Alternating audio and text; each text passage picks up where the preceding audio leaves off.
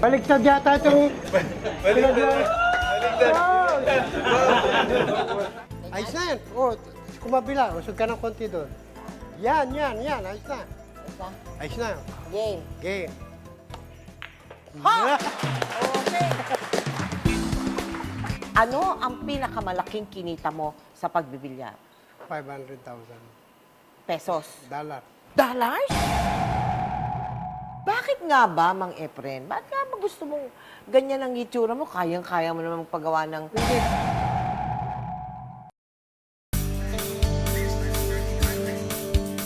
Kung may hari ng bilyaran, sino ba naman ang susunod sa yapak nito kundi ang itinuturing na prinsipe? So, ito pala si Dennis Orcullo, yung makakalaro. Ito number 1 player natin ngayon.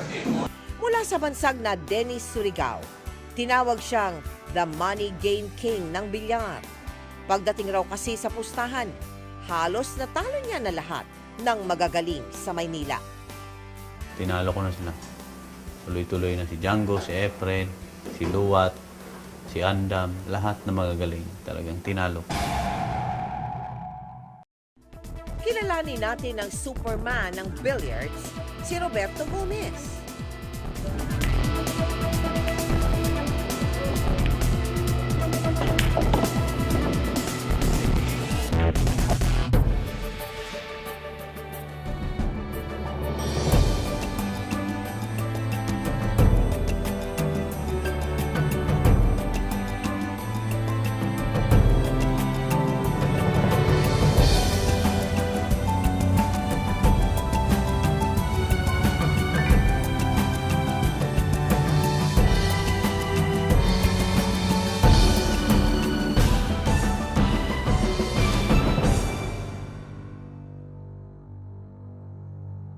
Ni sa panaginip, hindi raw nila inakala na mararating nila ang rurok ng tagumpay. Mula sa pagiging tambay ng mga bilyaran ng kabataan nila, kabilang na sila ngayon sa mga kinikilalang kampyon, hindi lamang sa Pilipinas. Ngayong gabi, samahan niyo po akong bisitahin ang bahay at buhay ng pinakamagaling na manlalaro ng billiards sa buong mundo, dito sa Powerhouse.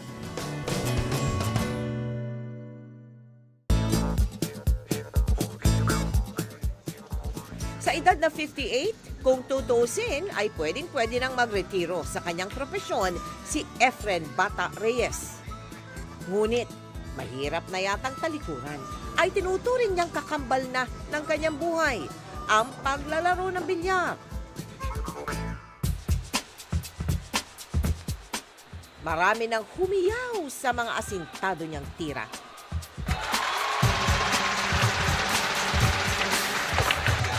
Laban na dinaan niya sa simpleng ngiti at kamot sa ulo. Sa loob ng halos 3 dekadang pamamayagpag sa mundo ng billiards, sino ba naman ang hindi nakakakilala kay Mang Efren? Teka muna, Mang Efren, bakit bata? Kasi ang tawag sa akin ng mga bata dito sa karamihan dito kasi meron pang dati kasing Efren din ang pangalan magaling din. Kaya na champion din na ano. Oh, mas matanda naman sa akin yun. Kaya yun ang tinawag na Efren matanda o Efren bata. Oh, pero hanggang ngayon, Efren bata ka pa rin. Bata, kasi wala pa Forever kang pumapalit bata. Ganda yun ano. Okay yun ha. Ang bahay na ito sa Pampanga ay isa lamang sa mga naipundar ni Efren. Ang lupang kinatitirikan nito ay may lawak na 500 square meters. Simple, tahimik, at malayo sa pangkaraniwang eksena sa lungsod. Sa nakalipas na 15 taon, dito na nanirahan ang pamilya ni Mang Efren. Bagamat hindi nila orihinal na ipinatayo ang bahay, marami na raw itong pinagbago simula nang sila ang tumira dito. Welcome, Powerhouse. Tara, tuloy kayo sa amin. Sa dami ng awards ni Mang Efren, hindi niya na raw mabilang kung ilan ang lahat ng tropeyo dito. Ito yung naipanalo ko sa All Japan Championship. Ito naman yung bagong mixed double. Last year pa lang ito, kaming dalawa ni Robelin. At ito naman yung mga dati, yung mga 1999, Tapos pagtapos na nagkaroon ng Asian Tour dito sa atin, ito yung mga naipanalo ko sunod-sunod, apat. Ito naman, yung bago mag-world champion kami dito sa yung 1999, na unang-unang laban namin ni paring Django to dito sa Alabang. Ito yung one-on-one namin nung March 11, 1999. Ito yung sport writer na binigay sa akin na plaque ito na trophy. At ito naman, nung gawin akong Athlete of the Year noong 2002. Ito rin, 2 beses ako naging Athlete of the Year, 1999. Nung manalo ko ng World Pool Championship, naging Athlete of the Year ako. Tapos, ito yung isa naman, 2002 ito, doon sa Japan. Dahil sa hirap ng buhay noon, lumuwas si Efren ng Maynila kasama ang kanyang ama.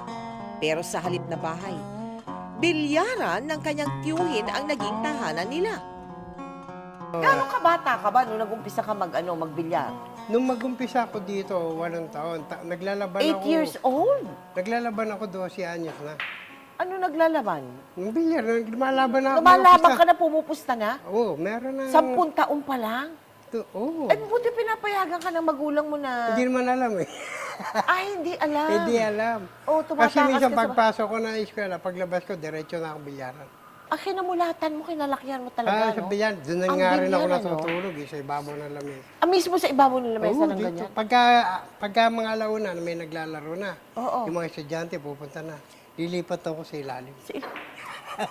Doon ako matutulog. Doon ka na lumaki, doon ka na natuto magbilyar. At yun na rin ang naging profession mo, no? Ayun na rin. Hanggang sa Ngayon. Sa maingay at mataong lugar na ito sa Avenida sa Maynila, nakita namin ang dating tinutuluyan ni Efren, ang Lucky 13 Billiard Hall. Bagamat nagsara na, may ilan pang nakasaksi sa dating buhay ni Efren dito. Nakikita niya kasi ako dito, nagbubukas ng pwesto rito sa baba. Siya naman, nakaupo dito sa baba ng bilyaran, sa 2 baitang. Pag dumarating ako, nandito siya, magbubukas na ako dyan sa pwesto sa baba. Merong naka-discover sa kanya na magaling siya magbilyar, ganon-ganon. Hindi mo masasabi talaga sa buhay ng tao talaga na yung kapalaran di ba? Pilipinas, matagal ng panahon itong mga to eh. Ayan kung saan-saan mga ito, puro dito lang naman yung galing sa Pilipinas. Ito sa sport writer to. Ito ang bago yung 2012. Bagong-bago to. Tapos, ito naman yung TV, bago rin to, na-premyo ko rin ito. At dito rin namin pinapanood yung mga laro ko.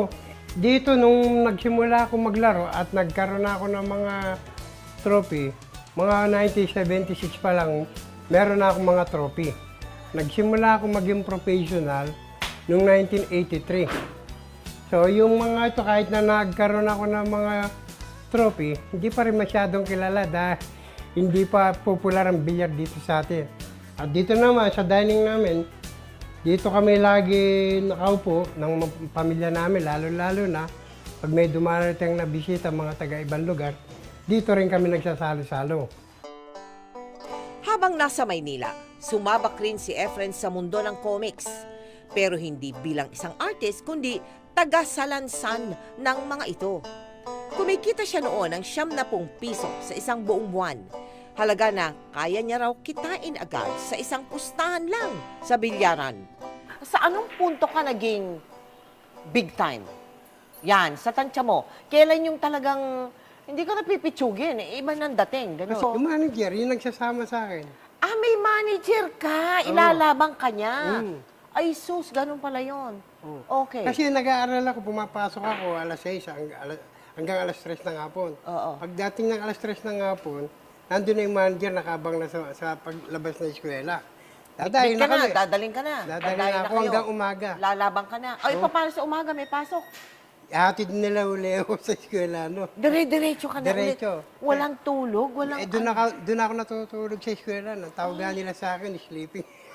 Ano tawag? Sleeping. Sleeping. Kasi Oo. parati ka natutulog Doon sa ako klase. natutulog sa, sa eskwela. Ayun. Kaya naman pala, ano naabot mo sa school? Hanggang second year lang. Oh, kita mo nga. Paano sleeping ka ng sleeping? Hindi bale, malaki naman ang... Ano ang pinakamalaking kinita mo sa pagbibilyar? Yung last na 2006, yun ang pinakamalaki. Dito ba yon o sa abroad? Sa abroad, doon sa Reno, Nevada, yung World 8 Ball, yung IPT. World 8 Ball, IPA. Nang na-premyo ko doon, 500,000 Pesos. dollar. Dollars? Oo. $500,000? Ayun ang pinakamalaki. At dahil nasa iisang industriya lang, hindi rin maiwasan na makaharap niya ang ilan sa mga sikat na billiard players sa Pilipinas. Tulad na lang ni Django Bustamante. Siya yung pinakamagaling sa buong mundo, wala na sigurong gagaling. Ngayon ang mga gumagaling ngayon, mga ordinaryo lang. Pare-parehas lang. Basic. Hindi ka mukha nung kay Efren, extraordinary. Bukod sa pagiging billiard icon, kapansin-pansin din ang nakatutuwang personalidad ni Efren. At may isang bagay na hindi maiwasang mapunas sa kanya. Bakit nga ba, Mang Efren? Bakit nga ba gusto mong ganyan ang itsura mo? Kayang-kaya mo naman paggawa ng... Hindi, kasi pagka naglalaro ko yung dati, may ngipin ako na-istorbo lang sa paglalaro eh. Bakit naman istorbo? Siyempre pagka tumitira ka, nakakonsentrate ka. Yung isipan ko, dito dahil masakit eh. Masakit yung alin? Yung ngipin ko sumasakit Yung pustiso, dito. yung Oo. pustiso. Ay, masama ang fitting noon, kaya ganun. Mula noon, ayaw mo na. Ay, hindi. Tsaka tinapon ko na doon sa Northwest. Northwest Airlines? Airlines. Bakit? Paano? Sa inis mo. Hindi, kasi Natalo ka ba dahil sa ngipin? Hindi. Oo. Kasi natutulog ako nung ginising ako ng stewardess eh. Oo. Tapos? Nung gisingin ako, natutulog ako, Sir, gising na po, kain na mo. Sabi ko, sige. Ano po gusto niyo, chicken or beef? Sabi ko, yung beef. Nung kinain ko, sumama yung ngipin ko. Sa buisit mo, tinapon mo na. Tinapon ko na Mula lang. noon hanggang ngayon, ganyan. Di na, Ganyan wala na na. talaga. Kahit pag pumunta ka ng abroad, ganyan din. Ganyan na. Bukod sa kawalan ng ngipin, may isa pang tatak si Efren na tunay namang hinahangaan sa international billiard scene. Siya lang naman ang tinawag na The Magician.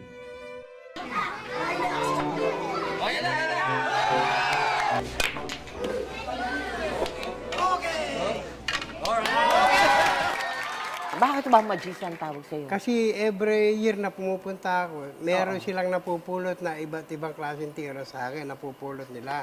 Bagong mga tira, Kasi no? 1985, 86, 87 doon ako binansagan na The Magician. Ah. Kasi habang nakakapulot sila ng mga tira, iba't ibang tira na hindi pa nila nakikita. Correct. Kaya yung mga magagaling dito, parang naturuan ko rin sila. Magkakampi kami? Oo! Partners kami? Partners kayo!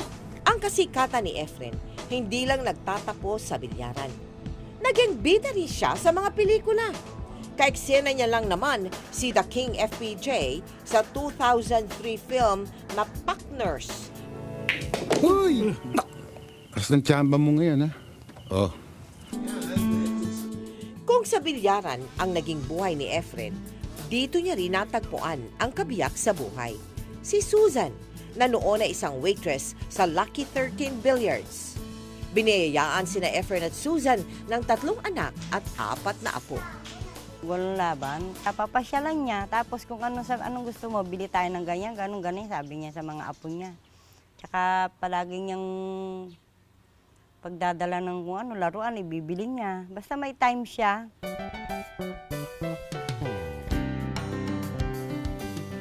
Ito naman isa sa mga kwarto ng bahay namin. Dito natutulog yung pangalawang panganay ko. At nandito rin sila, yung mga puko nandyan, no? Lahat sila, dito sila nagkikwentuhan. Itong kwarto namin. Kaya, pasok kayo. Madilim mo. Hindi sinindilaw. Pasok.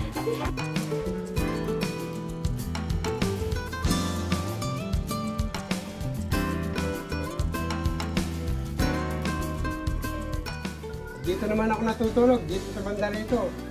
Ayan, dito ako sa baba natutulog. Ayan. Tapos minsan yung mga puko doon sa taas, pagka gusto nila matulog dito. Ako dito, binigay nila ako dito sa baba.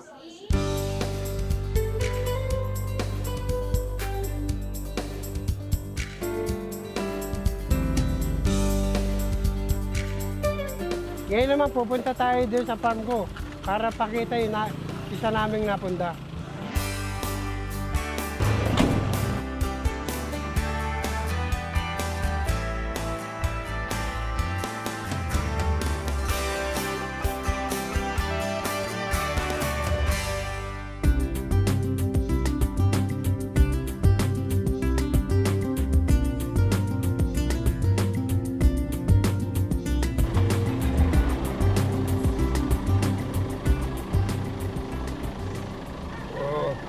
Ito na yung farm na pakikita ko sa inyo.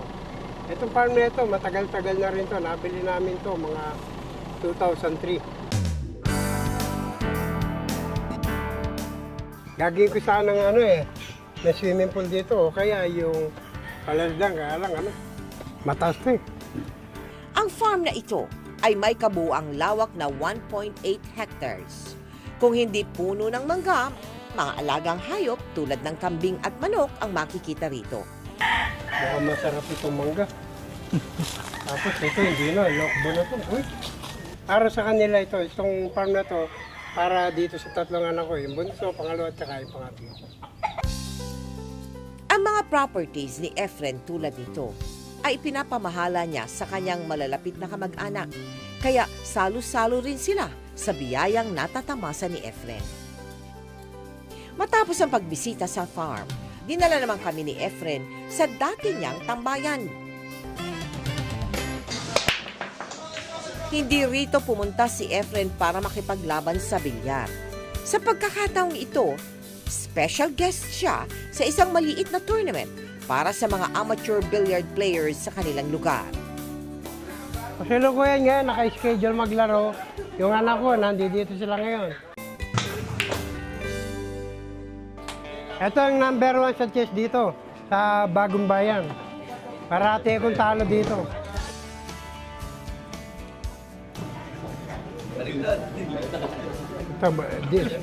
Baliktad yata itong pinaglaro.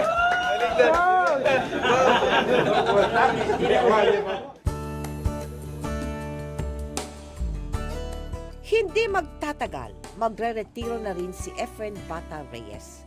Pero ang ipinakita niyang galing sa kanyang mga laban, tiyak na mag-iiwan ng tatak sa bagong henerasyon ng mga billiard players sa bansa. At bilang pagtatapos sa panayam ko kay Efren, hindi ko na pinalagpas ang pagkakataong magpaturo sa The Magician. Yan. Ito. Ang akala ko madali, naku, mahirap din pala. Ayos na yan. Kumabila. Usog ka ng konti doon. Yan. Ayos na.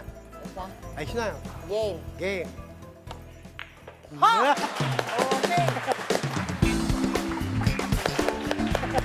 Oh, Mang Efren, salamat ha. Sige, ma'am. Susunod, lalaban tayo. Kung may hari ng bilyaran, sino ba naman ang susunod sa yapak nito kundi ang itinuturing na prinsipe? So, ito pala si Dennis Orcullo, yung makakalaro. Ito number 1 player natin yun.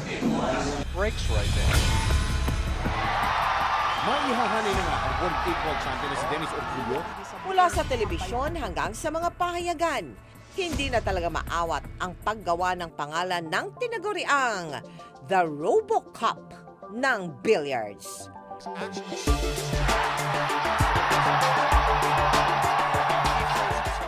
Ang patuloy na paglikha niya ng ingay ay patunay lamang ng galing ni Dennis Orcullo. Lumaki sa Bislig sa Surigao del Sur si Dennis. Mula sa mahirap na pamilya, wala siyang ibang inasam kundi kuminhawa ang buhay. Nangisda ako sa edad na 9 na taon. Hanggang 15 taon. Medyo mahirap kasi bago ka kumita ng pera, kailangan makahuli ka muna ng isda. Pag walang mahuling isda, siyempre wala. Bilang libangan sa probinsya, bumili raw ang kanyang lolo ng isang bilyaran. Mula sa patingin-tingin, tuluyan na ring nagka-interes si Dennis sa paglalaro ng bilyar. Sa madaling araw ako naglalaro. Kasi yung tulog yung lolo ko. Kasi pag gising siya, ayaw niya akong palaruin. Tsaka yung lola ko nagagalit. Walang nagtuturo sa ako lang. Wala lang, yung natutuwa lang ako. Hindi ko naman talaga iniisip na ito yung maging profesyon ko. Eh. So ano lang, yung parang hobby-hobby lang. Tutuwa lang ako ma-shoot yung bola. Kabilang sa mga mid-rise English country houses na ito, ang unit na tinitirhan ni Dennis sa Quezon City. Hi, Powerhouse! Welcome kayo sa aming tahanan na maliit. Halika kayo, pasok kayo. 2006 nang tumira dito ang pamilya ni Dennis. Simple at moderno ang interior ng bahay. Tamang-tama lang sa maliit na pamilya. Sa paligid ng bahay, kitang-kita ang bunga ng pagod at hirap ni Dennis sa larangan ng bilyar. Tutur ko kayo. Dito ito yung mga mga trophies ko. Lahat ng mga napanalunan ko, ito na lahat. Misis ko ang nagayos nito. Ito naman sa Japan, noong 2008, Japan Open. Champion naman ako nito. Yan naman, yung dalawa, 2010 yata yon. Tapos ito, 2012, yung bago. Tapos ito naman, sa local natin, Oktoberfest, champion din ako. Gusto ko nga subukan, lagyan ng beer eh. Iinom ako dito. So, napakagandang trophies to. Ito sa atin. So, nung 2011 to.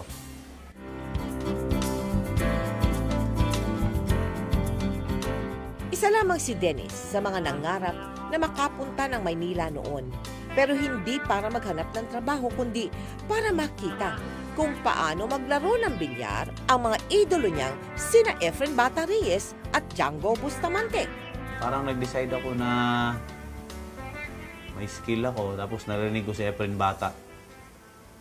Tsaka noong time ng bilyar, yun yung pagsimula ng pagputok sa bilyard na lumalaki. So, parang, try ko kaya tong, kasi wala nang chance eh. Kumbaga, halos isang taon ako, hindi ako makabili ng damit, hindi ako makaano. Parang try lang, anong gano'n. May skill naman ako. Naging tambayan din ni Dennis ang tambayan ni Efren. At dahil magagaling ang mga bilyarista dito, hanggang tingin lang muna siya. Ang ginawa ko, nagpasama ako sa nanay ko kung saan yung tambayan nila Efren. Saan sila doon sa tinuro, doon sa Maynila. So doon ako nagtambay. Doon muna, nagre-referee. Tapos tingin-tingin. Tapos, kasi hindi ko kaya yung doon sa tinatambayan nila, ang daming magagaling. Pupunta ako sa rekto. Harang ako doon, yung mga estudyante. Yung pag 20-20, 50. Pag kumita na ako mga 300, 200, ayaw na ako. May pangkain na ako, may pang tos-tos na ako sa pangaraw-araw. Pupunta na ako doon sa tinatambayan nila Efren. Dahil may ibubuga sa larong bilyar, hindi nagtagal. Napansin ang galing ni Dennis ng mga taong nakapaligid sa kanya. Mula sa bansag na Dennis Surigao, tinawag siyang the money game king ng bilyar. Pagdating raw kasi sa pustahan, halos natalo niya na lahat ng magagaling sa Maynila. Tinalo ko na sila. Tuloy-tuloy na si Django, si Efren, si Luwat, si Andam, lahat na magagaling. Talagang tinalo ko. Mga ilang beses, maraming beses. So, tapos ito naman, ito yung kauna-unahan kong major tournament. Sinali ako ni Sir Puyat dyan, siningit lang ako. Ito yung kalabang ko si Strickland. Pauna-unahan na foreign player. Tapos si Cory, tsaka si Takasi, si Mika. Kasama ko, kapartner ko naman dyan, si Efren, si Django, si Lining. So, yun. Ito naman, yung World Pool Master ito, sa Las Vegas din ito. Ito yung IPT. So, ito yung face-off namin ni Yang Singsun. So, lagi akong talo. Napagaling niya. Asian gold medalist ako noong 2011. So, yung isa naman, sa Laos, bronze lang ako noong 2010.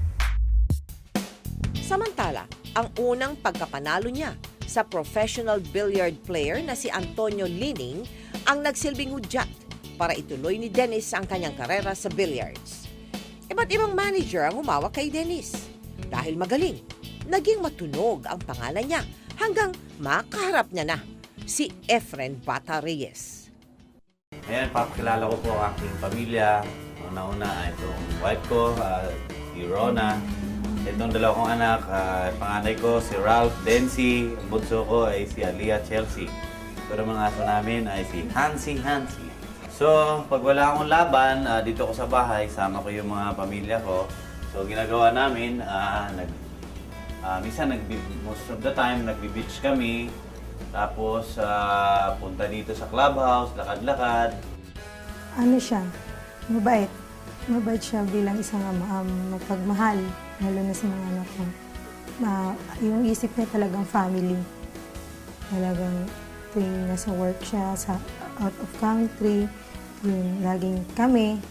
Kaya siya nag-work ng ganun daw dahil sa amin. So, ano siya, mga pamilya talaga siya.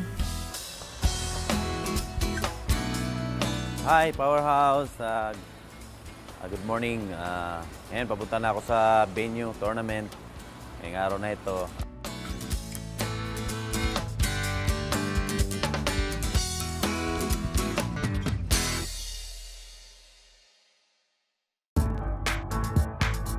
Dito sa Star Billiards sa Quezon City gaganapin ang Star Billiards Cup 2012.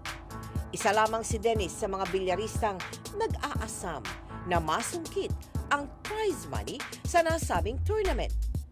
Kasama ang ilang pang professional billiard players tulad ni na Ronnie Alcano at Roberto Gomez, sabay-sabay silang nag-warm up bago magsimula ang laban.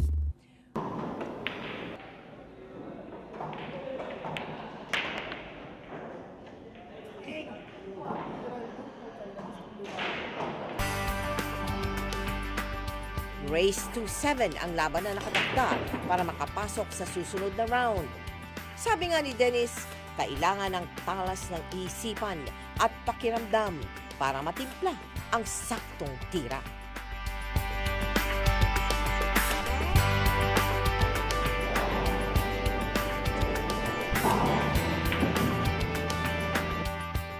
Matapos ang halos 2 oras na laban, panalo si Dennis para sa susunod na round.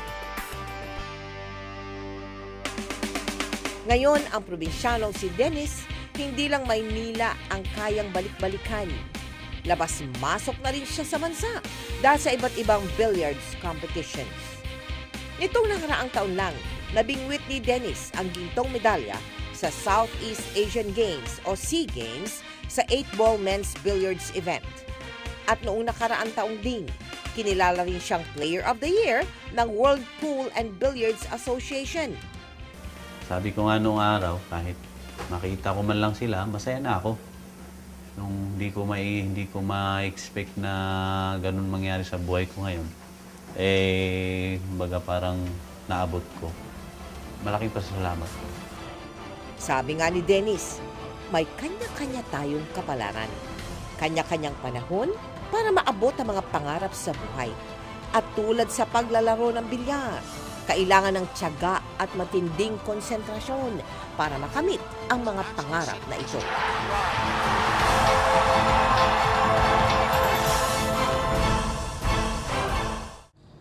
Sa kanyang tikas at bilis. Sinong magsasabing hindi siya in sa basketball? Pero ang bilis niya sa hard court, kasing bilis din daw ng mga tira niya sa bilyaran. Isa na siguro siya sa pinakabatang bilyarista ng bansa ngayon. Dahil sa kanyang galing, mabilis siya napapansin. Kilalanin natin ang Superman ng billiards, si Roberto Gomez. Si Roberto, o Gomez kung tawagin ng kanyang mga kaibigan, ay halos 7 taon nang nakatira sa bahay na ito sa Quezon City. Yung Superman naman, kay Efren ko yun na si Efren kasi dati mahilig ako sa nung hindi pa ako ganun kataba dati. Mahilig ako sa mga fit na damit, yung mga t-shirt na S, yung Superman. Ito yung nakuha ko sa 2007 World Pool Championship, runner-up ako. Ito sa Norway, Battle of Scandinavian. Champion ako dito. Lumaki sa Zamboanga City si Gomez. Kung ikukumpara ang buhay ni Gomez sa naging buhay ng isang bilyarista sa bansa, hindi hamak na mas mapalad siya. Nagtapos siya ng kursong broadcasting sa Western Mindanao University. Nang makapagtapos, pinasok niya ang mundo ng media, pero hindi naman siya nagtagal dito. Iba raw kasi ang kanyang interes. Nung nasa media, field reporter ako.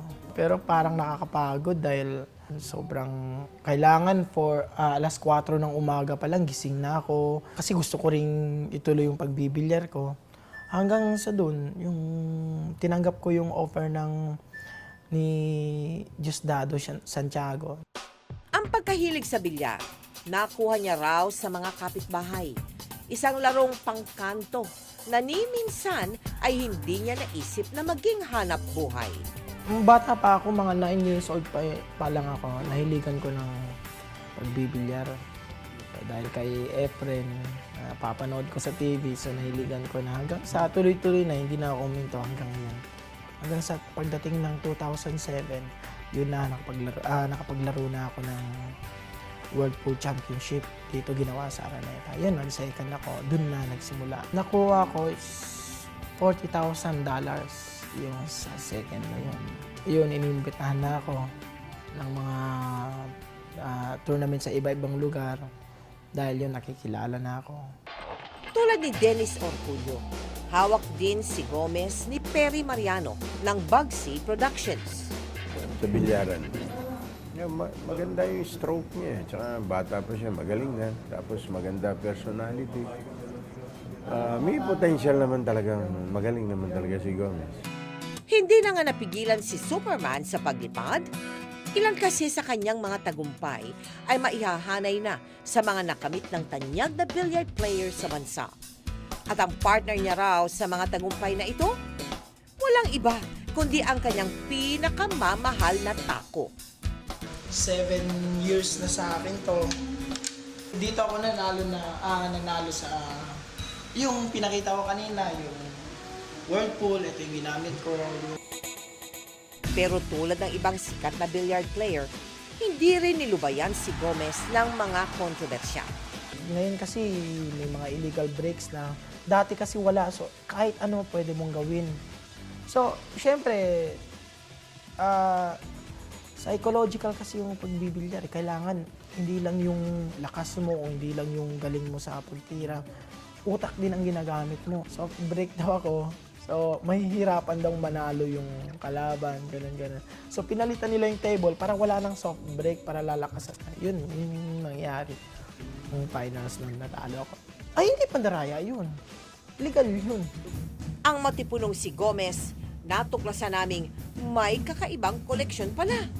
Mga bagay na hindi mo aakalaing kahihiligan ng mga lalaki. Kaya ito yung nahiligan kong koleksyon dahil hindi ako gumagastos dito. Hihingi ko lang to sa mga hotels pag nasa ibang bansa ako. May mga bathrobe. Itong bathrobe na to, galing Japan to.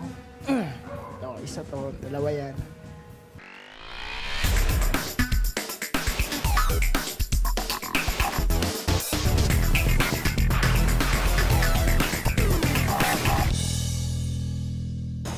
Dito ako ngayon sa Hermes para mag-practice. Dito yung lugar na practice namin. Sa edad ngayon ni Gomez, hindi niya raw masasabi kung ilan pang laban ang pagdaraanan niya. Ang importante raw ngayon ay paghandaan ang mga ito upang makapagbigay pa ng karangalan sa bansa.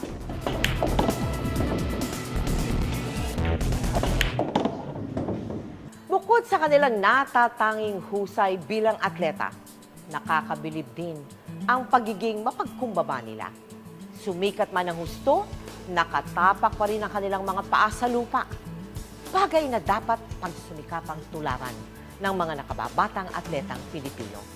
Ako po si Mel Tiangco. Hanggang sa susunod na Martes, samahan niyo po akong silipin ang bahay at buhay ng mga taong nabibilang dito sa Powerhouse.